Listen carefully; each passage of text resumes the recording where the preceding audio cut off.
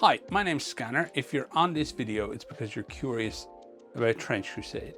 So I have focused in a lot on lore on my channel, and what I'm going to do for a few videos is focusing on things that might be of interest to newer players who are just getting into it now. I feel like the community is already growing and the game is already developing to the point where it's easy enough to be left behind if you're curious. So hopefully this helps people to jump into things. I will tell you a little bit about the lore, about the factions, and about the rules of the game, and then you can decide if it's the kind of thing that you would like to spend more time getting involved with. So, Trench Crusade is an alternative timeline game, which means it takes place in a version of Earth that is similar to our own, but not the same. The major difference that occurred in the Trench Crusade universe is the opening of a portal to hell in Jerusalem during the Crusades. That is the defining thing that sets the universe apart. And the result of that is what has played out over the last 800 to 900 years. It has affected how society has developed, how science has developed, how countries have interacted with each other. Simple things to incredibly complex things have been altered, and that plays out over the course of the game. The important thing to us are the starting factions and the fact that the battles that we play out take place in between these enormous wars with hell, these great incursions where big armies march out of hell and try to take over the earth. The games that we play are much smaller scale, 6 to 10 models. For an individual game can be more during a campaign, and it's small skirmishes between interested groups looking for resources, looking for artifacts, looking for important elements that will help them when the next huge battle rolls around, but we're not actually playing those huge battles. So the game itself is being developed by a small team of people. It's being headed up by a chap by the name of Mike Franchina. He's the person behind all the art, and he's the person who is basically the nucleus and catalyst of Trench Crusade. Over the last 4 to 5 years, if you look at his art station, you will see that he has been posting many pieces of art that feed into the world, the concepts for various units and things like that. And it's all really kind of fantastic and darkly intricate work. If you want to go and have a look at it, there'll be a link in the description below. He was contacted by a chap by the name of James Sheriff, who is a sculptor, and they started talking about the possibility of just doing some miniatures, and that led to the original Kickstarter back in 2022. That gave us the anti-tank communicant and ammo monk miniatures, along with the witch burner, the trench pilgrim, the combat medic, and the observer. They were all part of that, and we were able to buy them for a very frankly reasonable amount of money at the time. It was the success of that Kickstarter that brought in the third element, who is Tuomas Pirinen. He, many people might remember, is the designer of Mordheim. He worked on Warhammer Fantasy Battle. He did a lot of good things basically with Games Workshop, and he now works in the video game industry and does board game design and war game design and stuff like that still. So they're the three main people behind it. There is, I guess, a clutch of other people, particularly sculptors, who are doing some very hard work. But it's you know, those three people are like the central element really of the game. It's developing very nicely from a community point of view. There's, I think, 20,000 or more people on the Facebook. There's about 10,000 people in the Discord.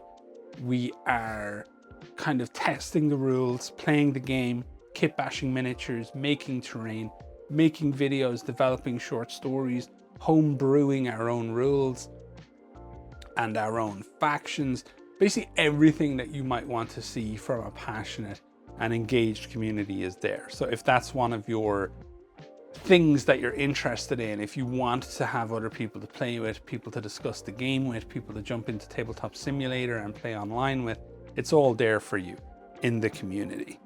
So lore-wise, the game somewhat explores, and the lore somewhat explores what would happen if suddenly the major Abrahamic religions had evidence that they were right. You know, God's real, heaven's real, hell's real, demons are real. It's all real. And because of conflicts across the Abrahamic religions, they can't all be right all the time. So you need to approach the game with a reasonable little bit of mental Vaseline applied to just let certain things slide. It's the setting serves what I like to refer to, and a lot of other people like to refer to, as just like the rule of cool. The developers seem to go to great pains to make sure everything makes as much sense as possible, but we are talking about conflicting religious views here and trying to find a middle ground where it all makes sense and everybody feels kind of, you know, heard and all the rest of it. So the easiest way to actually go through what the world is like is to focus in on the factions that will be launching with the game when we hit the full Kickstarter. So let's take a look at them. There'll be some beautiful artwork flowing across the screen now. So up first we have New Antioch. They are very, very militarized. They are the tip of the spear for the church.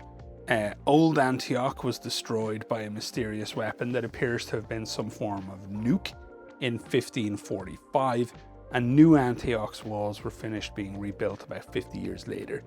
It's highly enforced and vitally important citadel that must always stand firm against the encroaching attacks from hell, and it's constantly supplied by the rest of the world, with the vast majority of developed nations paying a tithe to it in the form of supplies, troops and ammo, things of that nature.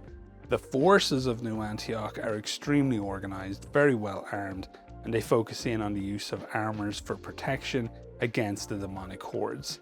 They carry this organization to the battlefield, where they excel in small unit teamwork and highly aggressive and focused pushes that eliminate enemy units before they have the chance to react. This then leaves the opposition at a numbers disadvantage when they do react. Up next we have the Trench Pilgrims. These are like the great unwashed faithful, the truest of the true believers. They are people from all walks of life, from all over the planet, who feel a calling and are inspired by God himself, as far as they know, to go and fight the devil. So while they're not often well armed, their faith tends to manifest in quite strange ways, such as stigmata and things like that, and it can drive them to incredible feats. They can even rise from the dead as these things called penitent martyrs to fight once again in the name of God. They are the exact opposite of New Antioch in that they tend to be poorly organized and are potentially even quite dangerous to themselves. Trench Pilgrims will take Holy Communion directly from the flesh of these creatures called Metachrists, and it can twist and distort their bodies to be capable of just ridiculously powerful feats. They will do things like obsessively chase the nature of their own faith and pilot these things called shrine anchorites that are harmful to the people inside them, slowly killing them and torturing them whilst they pilot them. They're very much the kind of flagellant level of fate, and it is a reasonable kind of exploration of the lengths, the extreme lengths that some people will go to profess and express their faith. After that, we have the Iron Sultanate of the Two Horns that Pierce the Sky. This is the Islamic faction within the game. They are ensconced behind an enormous wall, the Wall of Iskandar, that returned by magic and just saved like a huge amount of people when hell was spilling out of Jerusalem. They have embraced the Jabirian alchemical arts to create their own forms of life, and they will use things like homunculi and these enormous powerful units called brazen bulls, which are like living artillery, as well as plenty of humans in their own battles and assassins and cool things like that. They're an extremely insular society. They are somewhat controlled by this thing called the House of Wisdom, which is essentially a college, but also acts as like a center of learning for their entire society. And they explore the secrets of the universe, the arts of creation of life, things of that nature. They're only ever visited by people who are invited, much like the Iron Sultanate itself, which is only ever really visited by dignitaries from other nations and some favored merchants. They consider themselves to be what they refer to as co-belligerents of hell with the Trench Pilgrims and New Antioch, so they're kind of very careful not to say they are all on the same side or anything like that. An occasional infighting occurs between all the factions. The Iron Sultanate, they're an extremely ordered society, and they don't really see themselves as responsible for what has occurred here. They are dealing with the fact that hell is now present on Earth, but as far as they're concerned, it's the infidels that caused this whole mess. Then on the side of hell, we have the heretic legions. They consist of just people who have fallen foul of hell's temptations, lowly human scum who have kind of thrown their lot in with the damned via their own misery and weakness, and a few of hell's own creations like just the incredibly designed artillery witches and the werewolf assault beasts and things like that. Think of these guys as like faceless, marauding evil intent on spreading more misery and death. The heretic legions have managed to infiltrate many countries and societies, and they can operate in secret behind the scenes to chip away at the social contract and the pillars of morality. The uniting element of the heretic legions are just a general disregard for humanity and each other. The people, to them, they're just like rungs on a ladder and kindling to burn in the fires of their own ambition. Cruelty is their currency, and they feel like you should spend it with a degree of reckless abandon. Then you've got the Black Grail, which are creatures of Beelzebub. They're a host of like rotten flies and disease. They turn healthy subjects into blight-stricken mindless thralls, or bloated plague-ridden heralds that fly across the battlefield, or just like seas and pools of kind of pulsating molten human goo. Plague Knights will fill out their ranks, marching forth from the hellish city of Ekron that Beelzebub calls home. And they're like kind of these rusted, manky memories of once great heroes, and their only desire is to advance in Beelzebub's house. They don't really think about too much else.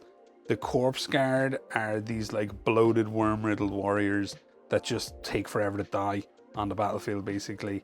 And everything in the Black Grail is riddled with filth and disease, and they just wish to inflict that same rot upon the world. The entire mess is constantly at work to drum up new strains of the Black Grail.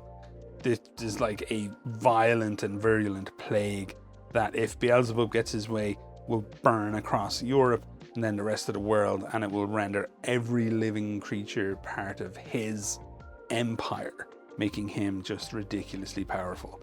And then finally, you've got the Court of the Seven-Headed Serpent. That's the most recent faction to be revealed. They're like powerful users of magic.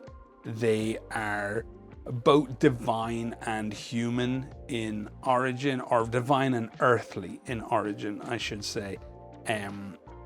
Many of them can kind of trace back the origins of their unit type to angels, but it was so long ago, and they've been so degraded and eroded by the presence of hell that they just are not that level of gargantuan power anymore. They're all like heavy armor, heavy weapons, super old magics, and an aesthetic that just would suit every black metal album or death metal album ever released. They love to hunt, and they like to sally forth from hell in small war bands to track down specific enemies of their archdevil lords, or important artifacts and relics that have been lost since the Great Incursion or the Great Fall, when Lucifer and all the angels fell from heaven. So it's those groups that you play as. They are your 6 starting factions in the game. Each of the factions will have like a sub-faction, a variant or variety of them. Like the Heretic Legions, for example, will have the Knights of Avarice. They're dedicated to the devil Mammon. and they can just, they spend a lot more on their stuff. They tend to, in the rules, let's say they have a rule where they have to spend at least 80 ducats, which is like the gold, the currency that you spend on the units, on each individual unit. And that makes each individual unit quite like expensive and gussied up, let's say. Then you've got like the trench ghosts. They're heretic legions that have like died in the battles and come back from the dead as like a ghostly form. So each main faction will have sub-factions like that, but it will be 6 main factions. The devs have said they would love to do more main factions, but we got to get through this Kickstarter first. There's only 3 of them. They're trying to do like a huge amount of work. They're trying to get all this stuff bedded out and planned, and just figuring out who else they might need to involve and stuff like that. So I don't blame them for focusing on these 6 and then wanting to go from there. Now, for the game itself, as I said, it's a small-scale skirmish game, about 6 to 10 models per side for the most part. You can play campaigns, which will allow you to bring in more models, spend more of those ducats that I spoke of. You'll have to deal with injuries and death of units. You'll be able to explore and find new things. There's new currencies you can earn called glory points that will allow you to buy very cool items or get access to very cool units. Campaigns are really the way to go for this kind of game. The mechanics of the game are interesting enough where you could certainly enjoy one-shots without a problem, but campaigns are a huge amount of fun. So let's break down the rules and get into the type of game that this actually is. It uses D6 dice, 6-sided dice, and you need 8 dice per player, I believe. And the unit profiles consist of a movement value, ratings for range and melee that we'll talk about more in a moment, an armor rating, and their base size. The base size is actually quite important and seems to be a very strong element for Tuomas of the balancing. So that's just something that you should keep in mind, that you can kit bash, you can do whatever you want, kind of scale wise that suits you, but the base size is something that you should certainly keep in mind and stay static with compared to what is in the notes. So as you would expect, you can like move and shoot and get into melee and all that kind of stuff during your activations. But one of the very interesting nuances to the game is this thing called dash. So you can take what is called a risky action to dash. And what a risky action means is you roll 2d6 against this thing called the action success chart. And if you roll a 2 to 6, you fail, and anything up from that is some form of a success, and a 12 plus is what's called a critical success. And that can have a very specific meaning for very specific units or actions that you were taking at the time. But the important thing is you roll your dash, you succeed or you fail. So it's a risky action. And that means that if you're gonna move and shoot and all that kind of stuff, you should probably do that first, because it's something that's guaranteed, right? You know you can move, you know you can shoot, you don't know if you're gonna hit. And then after you've done that, you can use your dash action to move somewhere safer. Or do you take the risky action first and use your dash to move, then shoot, and then use a standard move to get back in, instead of like running the risk of leaving yourself out in the open? It's just a fun little bit of nuance that's in the game, and it kind of builds up to almost everything else. So for me, one of the more interesting things is how the dice pooling actually works. Most of the things you do are at a base of 2d6. You roll a 2d6, you're rolling against this action success chart to see if it's something that you can do. You can then change the nature of your dice pool. You can add dice to it, but you can also change the nature of it to what's called plus dice or minus dice. So let's say I am my werewolf and I'm trying to dash. He will have 2d6 to dash and an extra 2d6 to dash because he's a werewolf. That will be plus 2d6, which means if you're rolling a plus dice pool, you roll your dice and then you pick the 2 highest dice. from all those dice that you roll. So it doesn't matter if you're rolling 3 dice or 8 dice, does not matter. You're picking the 2 highest rolled dice.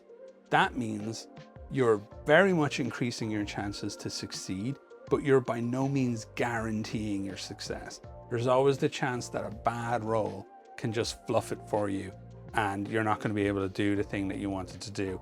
And that's where the luck comes in. The minus dice pool is actually quite similar. Let's say you're doing an action that's -1 dice.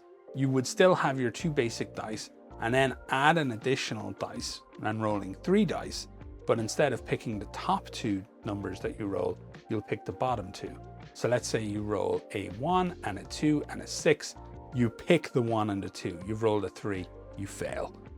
It's just really fun because of how it works and interacts with the rest of the rules over the course of the game. So let's take a look at an actual example and we will try and just kind of clarify how this works. So this guy is a Sultanate Azeb. He's a member of the Iron Sultanate and he's armed with a musket. And then this other guy, he's called Clive and he's a werewolf assault beast and he's quite scary. So Clive is visible to the assassin or to the Azeb, but he is in cover. And that means the Azeb has to take a -1 dice roll to hit him because he's got no positive modifiers either from the weapon or within his stat lines. So the Azeb rolls the 3 dice and takes the 2 lowest, and this causes him to miss. Then he tries to roll a dash to escape and he fails that. So Clive, as we discussed earlier, gets his 2 dice to dash plus 2 dice to dash because he's a werewolf, and that easily puts him within what is called charge range. Charge range is 12 inches. So anything that he can see within 12 inches, and then he has to try and take the shortest route to it. The charge is his movement, which is 8 plus a d6. And that's going to basically be guaranteed. He can't possibly roll under the distance to the Azeb, so he makes it. And now he's in melee combat. He's a werewolf. The guy's an Azeb. It's only really going to go one way. We don't need to take the example too much further. So where the rules get incredibly interesting and fun is from this element called blood markers. Every time your unit takes some damage, instead of picking up wounds, they take what's called blood markers. You roll on the injury chart. If you're very unlucky, your unit can be taken out quite early, especially depending on what's hitting them. Powerful things hitting weak units are likely to take them out. But for the most part, you're liable to build up these things called blood markers every time you end up taking some damage. Your opponent can use the blood markers that they build up, and you can use the blood markers that you build up on their units to interfere with their dice rolls.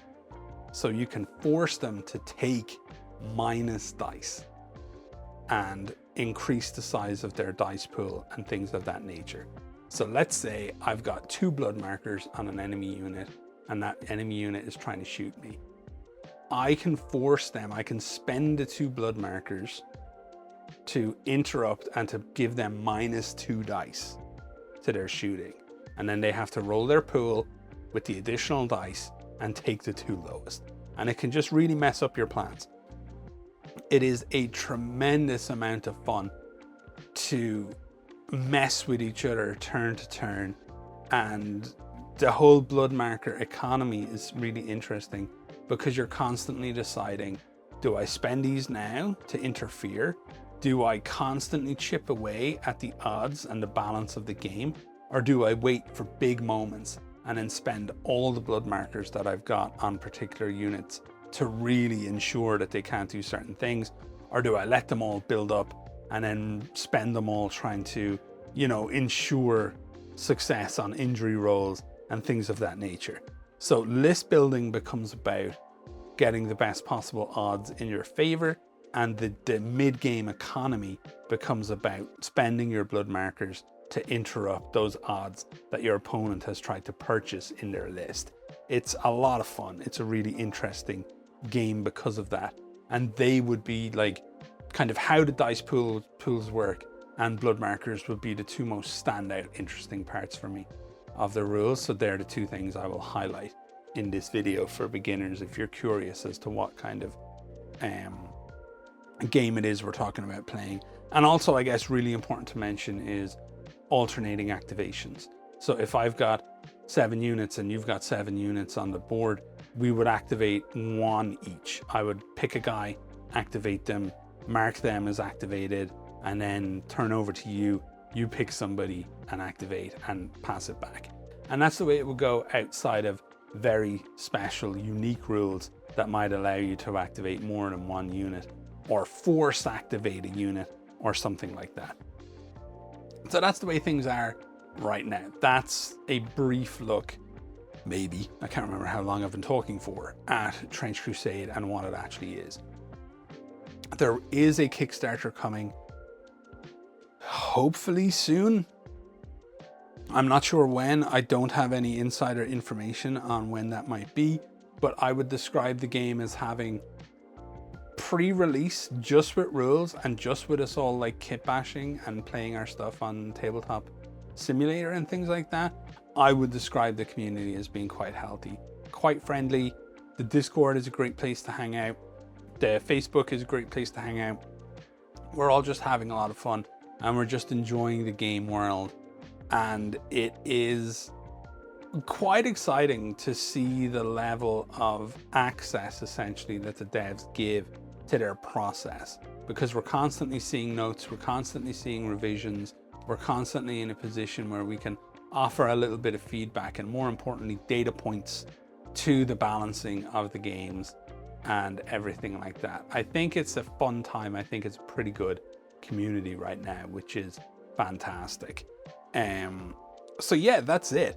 If you have any particular questions that you would like answered, leave them in the comments below. I've noticed I'm kind of blessed. People in my comment section tend to be pretty interested in sharing opinions with each other and answering each other's questions. And thank you so much for everybody who does that. And if there's any kind of videos you would like to see explaining anything, I'm going to have videos coming up probably once 1.4 hits, the rule set 1.4. And I feel like things are more concrete. I will start doing rule explainer videos and things of that nature. So if there's anything in the rules that you find super confusing or anything like that, just let me know. Other than that, thank you so much for taking the time to watch the video. I hope you're enjoying Trench Crusade as much as I am enjoying Trench Crusade, and all the best.